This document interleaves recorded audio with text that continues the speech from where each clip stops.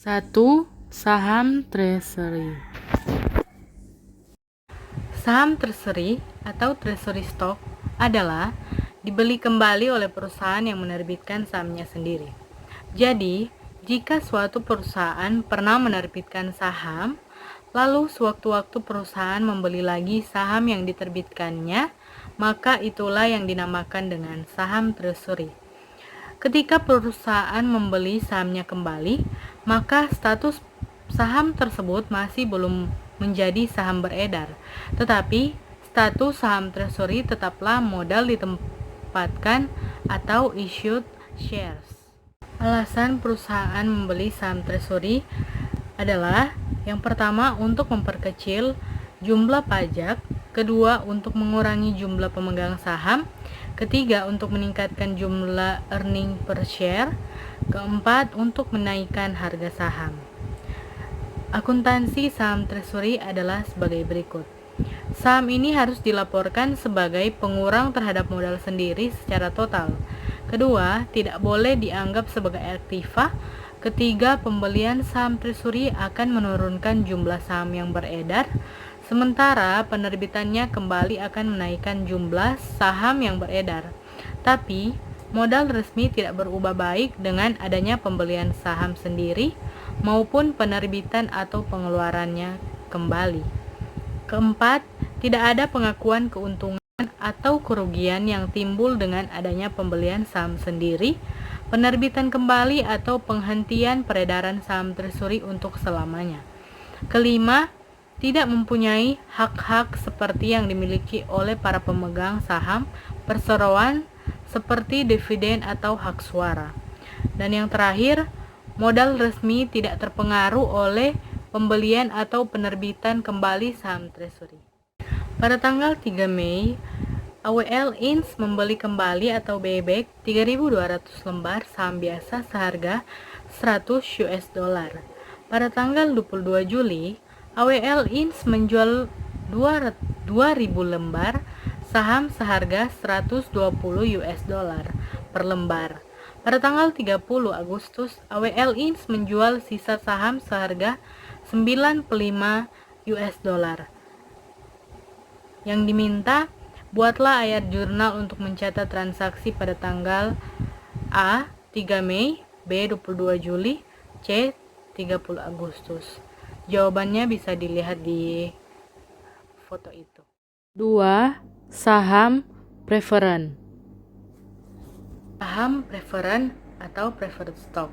Saham preferred adalah suatu surat berharga yang dijual oleh suatu perusahaan dengan menunjukkan nilai nominal yaitu rupiah, dolar, yen, dan sebagainya, yang dapat memberi pengembangannya berupa pendapatan yang tetap dalam bentuk dividen yang akan diterima setiap kuartal atau 3 bulan.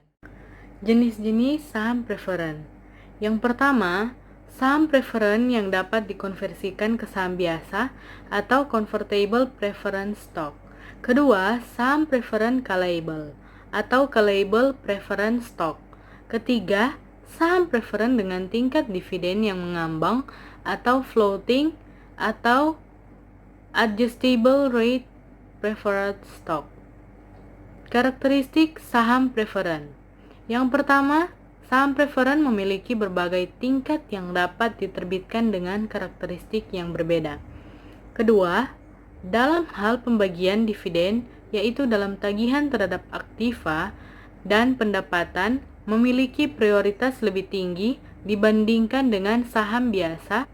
Ketiga, apabila dividen kumulatif dari periode sebelumnya belum terbayar, maka dapat dibayarkan pada periode berjalan dan lebih dahulu dari saham biasa.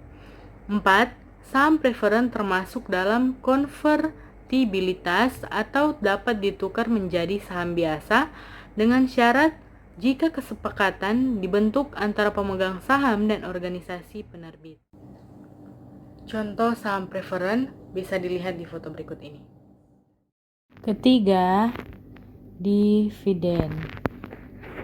Dividen adalah suatu bentuk pembagian keuntungan atau laba kepada para pemegang saham dalam satu periode tertentu berdasarkan banyaknya saham yang dimiliki. Artinya, besar dividen tergantung pada besarnya saham masing-masing pemilik. Jenis-jenis dividen. Secara umum, dividen dalam bisnis dan perusahaan dibagi menjadi beberapa jenis. Yang pertama, dividen tunai atau cash dividend adalah metode pembayaran keuntungan secara tunai dan dikenai pajak hanya pada di tahun saat pengeluarannya. 2. Dividen saham atau stock dividend adalah metode pembagian laba saham yang dilakukan melalui penambahan jumlah saham namun mengurangi nilai setiap saham dengan tujuan untuk tidak mengubah kapitalitas pasar. Ketiga, dividen properti atau property dividend adalah metode pembagian laba saham yang dibayarkan melalui bentuk aset seperti pada bisnis properti, namun metode ini jarang digunakan dalam sebuah bisnis. Keempat, dividen interim atau interim dividend adalah pembagian laba saham yang diumumkan serta dibayarkan sebelum perusahaan selesai membukukan keuntungan tahunan. Kelima, dividen hutang atau scrip dividend adalah pembagian laba saham kepada para pemegang saham dalam bentuk janji tertulis di mana perusahaan akan membayarkan sejumlah kas di masa mendatang. Dividen scrip bisa berbentuk bunga atau tidak berbunga dan bisa diperjualbelikan kepada para pemegang saham lainnya.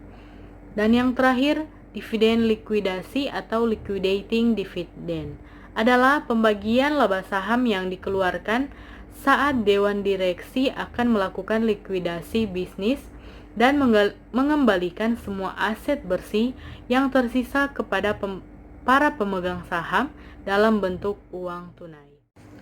Prosedur pembayaran dividen. Jika perusahaan memutuskan untuk membagikan laba saham kepada para pemegang saham, maka ada beberapa tanggal-tanggal yang penting yang perlu diperhatikan oleh perusahaan, yaitu yang pertama, tanggal pengumuman atau declaration date. Tanggal pengumuman adalah tanggal di mana perusahaan mengumumkan bentuk dan besaran dividen per lembar yang akan diterima oleh para pemegang saham. Selain itu, pada tanggal ini perusahaan juga akan menyampaikan kapan jadwal pembayaran akan dilakukan. Kedua, tanggal pencatatan atau date of record. Pada tanggal pencatatan, perusahaan akan mendata siapa saja nama pemegang saham perusahaan. Para pemegang saham yang namanya terdaftar akan mendapatkan hak dan menerima dividen, sedangkan para pemegang saham yang namanya tidak terdaftar pada tanggal pencatatan ini tidak akan mendapatkan hak memperolehnya. Ketiga, tanggal cum dividen. Tanggal cum dividen adalah hari terakhir perdagangan saham yang masih melekat untuk mendapatkan dividen dalam bentuk tunai maupun saham. Keempat, tanggal ex dividen. Pada tanggal ini, perdagangan saham yang terjadi sudah tidak lagi melekat hak memperoleh laba saham, sehingga para investor yang membeli saham pada tanggal ini tidak bisa mendaftarkan namanya untuk mendapatkannya. Kelima, tanggal pembayaran atau payment date. Tanggal pembayaran merupakan tanggal di mana perusahaan membagikan laba saham yang telah ditentukan bentuk dan besarannya kepada para pemegang saham. Pada tanggal ini, pemegang saham yang namanya sudah terdaftar dapat mengambil hak keuntungan mereka. Contoh perhitungan dividen. Sebuah perusahaan memiliki 20 juta lembar saham mencetak keuntungan bersih sebesar 1.600.000.000 rupiah. Kebijakan pembagian dividen perusahaan atau DPR adalah 40% dari laba bersih dibagikan sebagai dividen. Jadi, perhitungan dividen perusahaan adalah sebagai berikut. Bisa dilihat di foto berikut ini. 4. Penyajian ekuitas. Pengungkapan informasi ekuitas pemegang saham akan sangat dipengaruhi oleh tujuan penyajian informasi tersebut kepada pemakai laporan keuangan. Pada umumnya, tujuan pelaporan informasi ekuitas pemegang saham adalah menyediakan informasi kepada yang berkepentingan tentang efisiensi dan kepengurusan atau stewardship management. Tujuan lain pelaporan ekuitas adalah menyediakan informasi tentang riwayat serta prospek investasi pemilik dan pemegang ekuitas lainnya. Informasi tentang kewajiban yuridis perseroan terhadap para pemegang saham dan pihak lainnya juga merupakan tujuan penyajian ekuitas pemegang saham ini. Untuk memenuhi tujuan tersebut, informasi harus disampaikan tentang ekuitas pemegang saham tersebut minimal adalah 1. Sumber ekuitas pemegang saham beserta riwayatnya. 2. Peraturan yuridis yang membatasi pembagian dividen dan pengembalian modal setoran kepada pemegang saham. 3. Prioritas beberapa golongan pemegang saham atau pemegang ekuitas lainnya atau urutan proteksi.